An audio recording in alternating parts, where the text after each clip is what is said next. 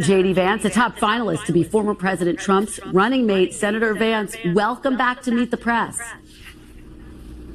Good morning. Thanks for having me. Thank you so much for being here. I want to talk to you about the immunity ruling and the implications. This is what Donald Trump said last year about wanting to target his political opponents. Take a listen. I will appoint a real special prosecutor to go after the most corrupt president in the history of the United States of America, Joe Biden, and the entire Biden crime family. Senator, if former President Trump were to win, if you were to be his vice president, would you support him appointing a special prosecutor to go after his political enemies, the Bidens?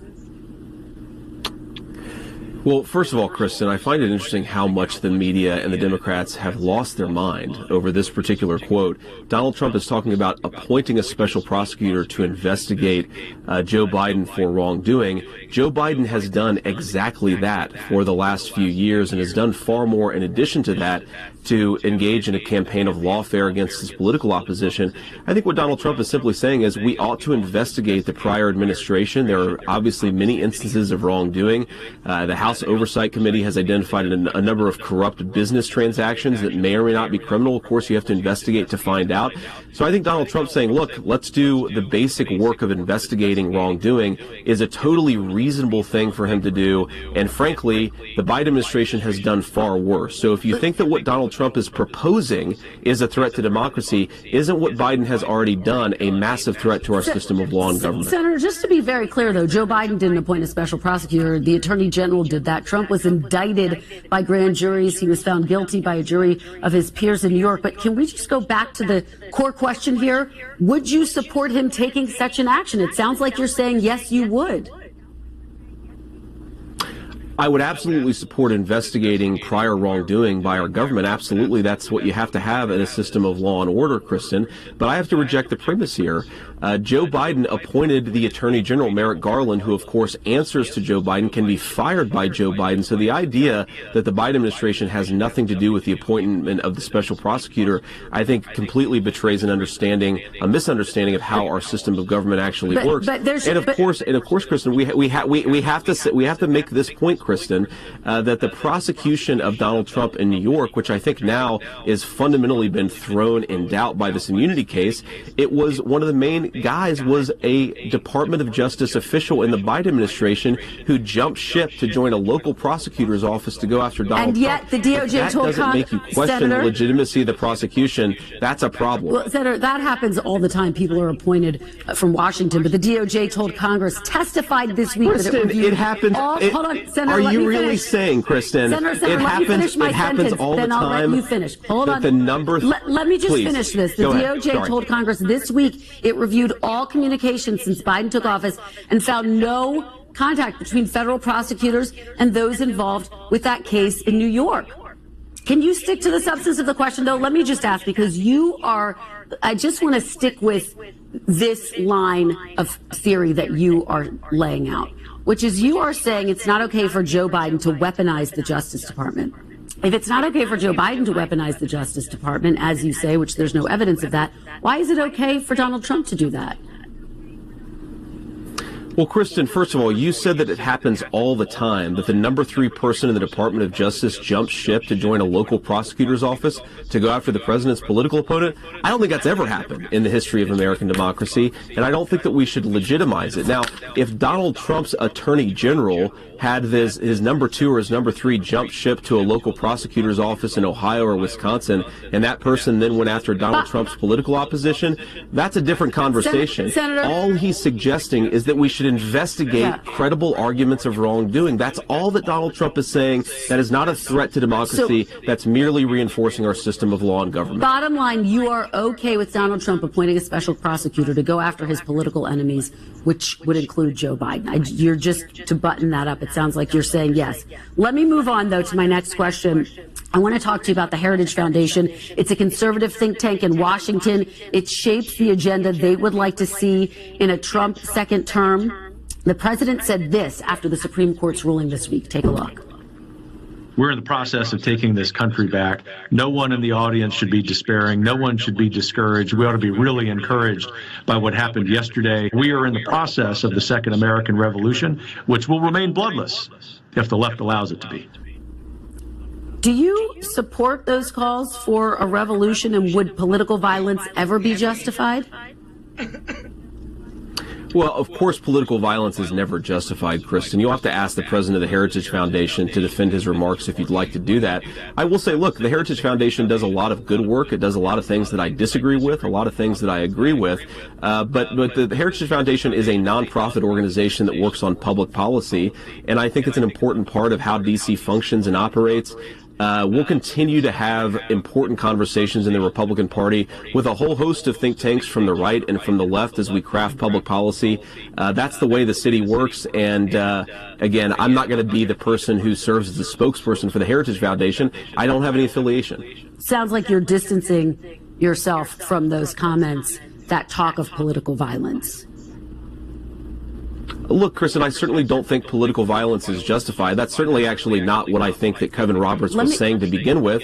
But again, have him on your program to defend what he said, and I think that's the best thing to do. Let me ask you specifically about Project 2025 for our viewers so that they know. It's basically a policy blueprint for a second Trump presidency. It's supported by the Heritage Foundation and other conservative groups. The Biden campaign has said Project 25, quote, should scare every single American. It would give Trump limitless power over our daily lives.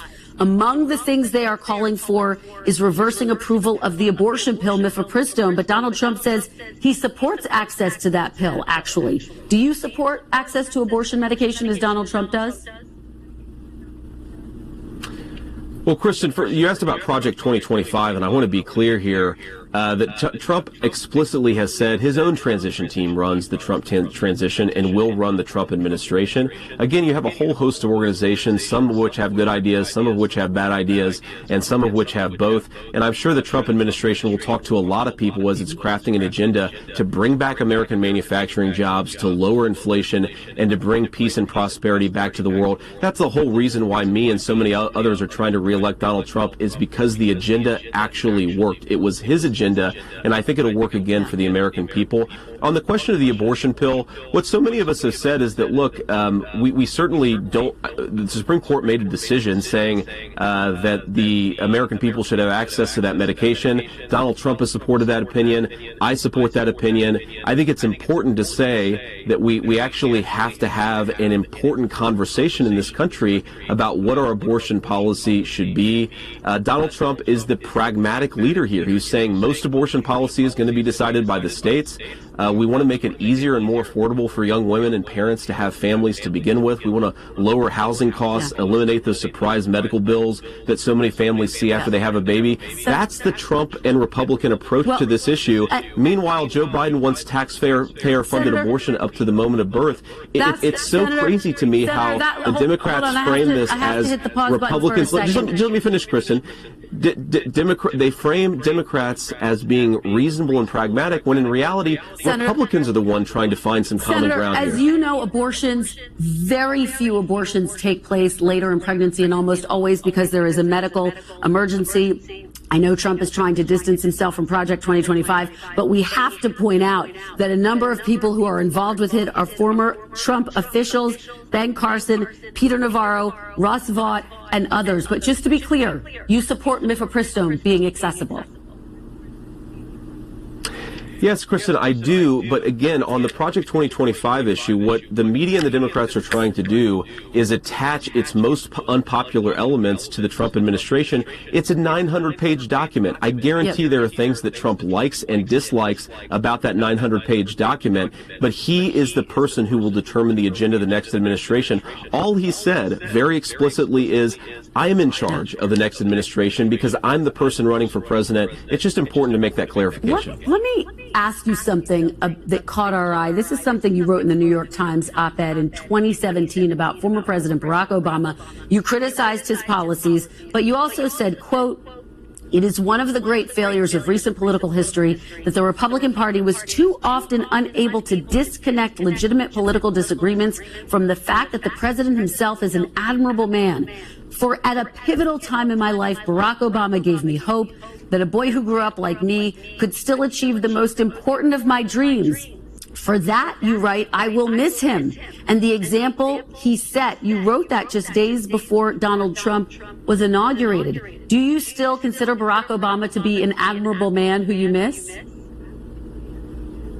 Well, you know, I grew up in a broken family, Kristen, and I just wanted to be a good husband and dad. And certainly Barack Obama, despite my many political disagreements with him, he's clearly a good husband and a father. By the way, I'd say the same thing about Donald Trump, whose children love him. And I think this is one of the things the media often misses about Trump, is how genuinely devoted he is to his family, to his grandchildren, and how part of his pro-life messaging, his fundamental pro-life view, is that we ought to make it easier for more American families to have those thriving children and thriving families. So certainly I think we've been blessed with a lot of good examples across our country. And yeah, absolutely. Was Barack Obama a good president? No. Was he a good husband and father? Yes. So he's still an admirable man? That's just what I said, Kristen. Absolutely. All right. I have to ask you about Veep stakes. Of course, have you gotten the call from Donald Trump? Has he asked you to be his running mate? I have not gotten the call, Kristen, and I'll certainly, maybe not the first person that I'd let know if that happened, but we'll let the media know if I ever get that call. But most importantly, Kristen, we're just trying to work to elect Donald Trump. Whoever his vice president is, he's got a lot of good people he could choose from. It's the policies that worked and the leadership style that worked for the American people. I think we have to bring that back to the White House, and I'm fighting to try to do that. Well, here we are about a week before the Republican convention. Before I let you go, can you say unequivocally here and now that you will accept the results of the 2024 election no matter what they are? So long as it's a free and fair election, Kristen, of course we will. We will use constitutional processes to challenge issues if we think there are issues. But if it's a free and fair election, we will do what the Constitution requires. We will respect the results, and I expect those results are going to be to re-elect Donald Trump. It was a free and fair election in 2020. Donald Trump took his concerns to court. He lost in court, but he still has not conceded. Do you understand that when you refuse to commit unequivocally, that feeds into people's concerns, skepticism about the nation's electoral process? Well, Kristen, I don't agree with that, actually. I think that feeding into people's concerns about our electoral process is that one half of America's political segment, they won't support legislation that makes it harder for illegal aliens to vote. They won't support universal voter ID in our elections, even though you have to present ID to do almost anything in this country. I think taking people's concerns seriously about election fraud is the way to reinforce security and confidence in our elections. Yeah, Senator, it's already against the law for non-citizens to vote. But just on that very point, when others refuse to say, yes, we will accept the election results, do you understand how that undermines people's confidence in the electoral system?